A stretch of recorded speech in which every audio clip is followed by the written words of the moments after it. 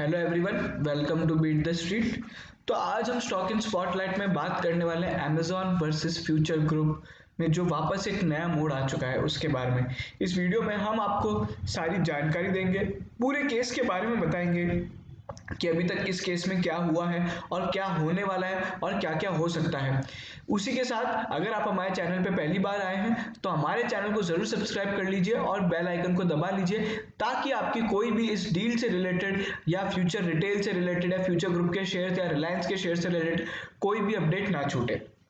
चलिए देखिए, अभी जो एक नया अपडेट आ गया है वो ये है कि 25 जनवरी को, जी हाँ, कल ही यहाँ पे अमेजॉन के लॉयर्स, अगर आप पढ़ेंगे यहाँ पे मैं आपको सीधा आपको जो ऑफिशियल डिस्क्लोजर है वो पढ़ा रहा हूँ। हम लोग और कोई न्यूज सोर्स पे विश्वास नहीं करते, केवल ऑफिशियल डिस्क्लोजर को अगर हम माने तो यहाँ पे जो सब्जेक्ट है, petition before Delhi high court by amazon.com NV investment holdings. तो यहाँ पे अगर देखेंगे, we would like to inform that companies in receipt of communication dated 25 January 2021 from lawyers of amazon.com NV investment holdings has filed the petition again under 17(2) of Arbitration and Conciliation Act. We shall demand the proceedings through our legal counsels. अब basically क्या हुआ है इसके बारे में जान लेते हैं। कल अमेजॉन ने एक नई अपील फाइल की है, इससे पहले एक और अपील फाइल हुई थी। इन दोनों अपीलों के बारे में हम बात करते हैं। सबसे पहले बात करेंगे कल जो नई अपील है उसमें क्या कहा गया। देखिए, उसमें कहा गया है कि अमेजॉन ने जो आरोप लगाया है फ्यूचर ग्रुप पे वो ये है कि इन लोग ने सिंगापुर आर्बिट्रर, जो कि सिंगापुर इंटरनेशनल आर्बिट्रेशन कोर्ट का यहाँ पे जो रूलिंग थी, जिसने मना किया था कि आप लोग इस डील से, अभी आप इस डील को, जहाँ पे फ्यूचर ग्रुप को मना किया गया था कि आप इस डील को आगे प्रोसीड नहीं करेंगे, तो यहाँ पे अमेजॉन ने अभी बोला है कि सिंगापुर कोर्ट का जो ऑर्डर था उसको डिसऑबे करते हुए, उसको ना मानते हुए ये लोग इस डील के साथ जा रहे हैं और आगे बढ़ते जा रहे हैं and they are going to sell its their business to the Reliance industries, जो कि यहाँ पे अमेजॉन ने बोला है कि ये लॉफुल नहीं है और इसलिए इन लोग ने अपील फाइल करी है और बोला है कि उन लोगों ने जो कोर्ट का, सिंगापुर के कोर्ट का जो डिसीजन है उसको डिसऑबे किया है, माना नहीं है। और इसके लिए उन लोग ने क्या क्या चीजें मांगी, वो ये है कि detention of future group founders like जो कि किशोर बियानी और उनकी डॉटर है, मतलब उनको जेल कर देनी चाहिए, और दूसरा उनकी एसेट्स जब्त कर देनी चाहिए for violating arbitration court order. उसी के अलावा यहाँ पे एक और जो चीज है, यहाँ पे वो ये बोल रहे हैं कि जो सिंगापुर कोर्ट ने बोला है उसे इंडिया में अप्लाई किया जाए। एनफोर्समेंट का मतलब होता है अप्लाई किया जाए, यानी जो सिंगापुर कोर्ट ने अभी इंटरिम रूलिंग दी है, मैं आपको फिर से बता रहा हूँ ये एक इंटरिम रूलिंग है, सिंगापुर कोर्ट की फाइनल रूलिंग नहीं है, लेकिन कोर्ट ने यहाँ पे रोक लगा दी थी। तो ये जो रोक लगाई है ये रोक इंडिया में भी लगाई जाए, मतलब इसे अप्लाई किया जाए, इंडिया में इस डील को रोक दिया जाए। तो ये सारी चीजें हैं जो नई अपील में फाइल की गई है। इसकी जो सुनवाई है वो 28 जनवरी को होगी। इससे पहले एक और जो अपील फाइल हुई थी उसके बारे में हम बात करते हैं। अब देखिए, अभी तक इंडिया में क्या क्या हुआ है मैं आपको बता दूं। दिल्ली हाईकोर्ट ने पहले एक रूलिंग दी थी, जो सबसे पहला केस दिल्ली हाईकोर्ट में गया था, वहां पे अमेजॉन ने अपील फाइल करी थी कि हमको जो सिंगापुर कोर्ट ने बोला है वो हमें इंडिया में अप्लाई करवाना है, ठीक है। तो उस रूलिंग को एनफोर्स करवाने के लिए यहाँ पे अपील फाइल करी थी, लेकिन दिल्ली हाईकोर्ट ने जो रूलिंग दी थी वो कहा था कि रेगुलेटर्स जो कि सेबी, एनसीएलटी और सीसीआई हैं, वो लोग डिसाइड करेंगे इस केस के ऊपर क्या करना है। और जो दिल्ली हाईकोर्ट ने प्राइमा फेसी, मतलब ऊपर ऊपर से जो उनको लगा वो उन्होंने बता दिया कि अमेजॉन जो करना चाहता है, जो राइट्स अमेजॉन एनफोर्स करना चाहता है वो कंट्रोल माने जाएंगे और वो एक एफडीआई नॉर्म्स के अगेंस्ट होंगे। मतलब जो अमेजॉन डील को रोकना चाहता है, ये सब बेसिकली ये स्थापित कर देगा कि अमेजॉन का फ्यूचर रिटेल पर एक कंट्रोल है जो कि एफडीआई नॉर्म्स के अगेंस्ट है, वो लॉफुल नहीं है। तो उन लोग ने ये जो फेवर, ये जो रूलिंग दी है ये अमेजॉन के अगेंस्ट दी है और फ्यूचर ग्रुप के फेवर में दी है। उसी के अलावा एक और जो चीज बोली थी कि जो रिजोल्यूशन पास किया गया डील के लिए board of directors future retail ने, वो वैलिड है। तो जो दिल्ली हाईकोर्ट की पुरानी रूलिंग थी उसे यहाँ पे फ्यूचर ग्रुप के फेवर में रूलिंग आई थी उसी के साथ मैं आपको बता दूं कि सेबी, स्टॉक एक्सचेंज और सीसीआई के अप्रूवल आ चुके हैं। अब जो एक और इकलौता अप्रूवल बाकी है वो एनसीएलटी का अप्रूवल, वो अब आना बाकी है। अगर एनसीएलटी का अप्रूवल इंडिया में आ जाता है तो इंडिया में ऐसा कोई कोर्ट नहीं है जहां पे जिसका अप्रूवल लेना बाकी हो।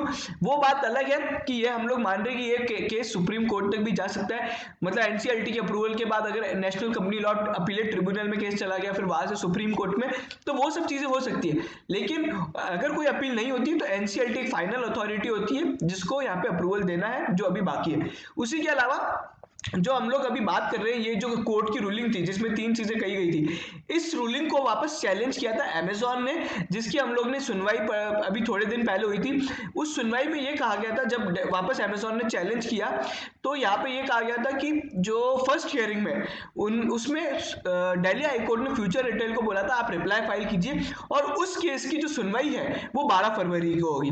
थोड़ा कंफ्यूजिंग हो रहा है लेकिन मैं वापस समझा देता हूँ। देखिए, एक जो अभी अपील फाइल कर रखी है वो ये है कि जो दिल्ली हाईकोर्ट का ऑर्डर है उसे चैलेंज किया गया है। जो दिल्ली हाईकोर्ट के ऑर्डर में 3 बातें की गई थी, ठीक है। और अभी जो नया ऑर्डर है, जो नई अपील है, वो ये कह रही है कि आप इस डील को रोकिए और इनको जेल करिए और इनकी एसेट सीज करिए। तो 2 अपील है लेकिन दोनों अलग अलग बातें हैं, एक प्रमोटर्स के खिलाफ है और एक कंपनी के खिलाफ है, एक तरीके से आप ऐसे कह सकते हैं। तो ये दोनों अपील की अपडेट जब भी हम लोग को आएंगे हम लोग आपको इसके बारे में जरूर अपडेट करेंगे। 12 फरवरी और 28 जनवरी डेट याद रखिए, आप जरूर इसे ट्रैक करते रहिए, और नहीं है तो आप लोग हमारे चैनल को बिल्कुल सब्सक्राइब कर लें ताकि हम लोग इसके अपडेट जैसे ही आए और आप तक पहुंचा पाए। देखिए, अब उसके अलावा एक और बात कर लेते हैं कि सिंगापुर में अभी तक क्या हुआ है। देखिए, सिंगापुर ने इस डील पे रोक लगाई थी, और उसी के अलावा एक और जो अभी नया अपडेट आया सिंगापुर की रूलिंग है कि जो सिंगापुर की इंटरिम रूलिंग थी वो 90 दिन के लिए वैलिड थी 23 जनवरी तक, लेकिन अभी उसे फर्दर एक्सटेंड कर दिया गया है। मतलब वो जो रूलिंग है, जो रोक है, उसको वापस एक्सटेंड कर दिया गया है टिल फर्दर मॉडिफिकेशन। और अभी एक और जो अपडेट है वो ये है कि सिंगापुर इंटरनेशनल आर्बिट्रेशन कोर्ट का जो पैनल है, जो आर्बिट्रेटर्स का पैनल है, वो फॉर्म हो चुका है, जो कि फाइनल हियरिंग और फाइनल रूलिंग देंगे।